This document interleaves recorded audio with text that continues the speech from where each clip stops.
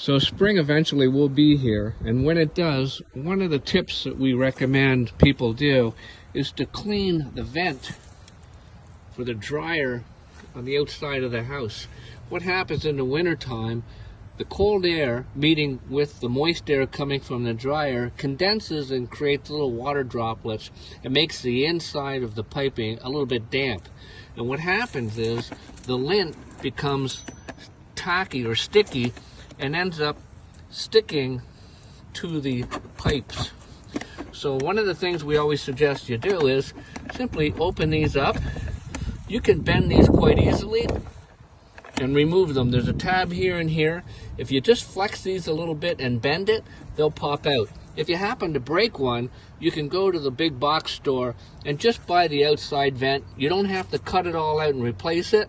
You just have to replace these fins. Now, if yours is actually missing and broken fins, you need to understand how many you have. We have 3 here, so the unit we want is a 3 fin. They also have 4, so you just have to make sure how many little tabs are in the corner here to make sure that you replace these if you've got any broken ones. The other thing too is birds love to go inside here in the spring and build a nest. So you might want to have a quick look to see if anybody's building a house inside there before you go ahead and clean it out. A lot of people, what they'll do is they'll take a shop vac or a vacuum, they'll remove these fins and just put the hose in there and suck out some of the lint and the dust.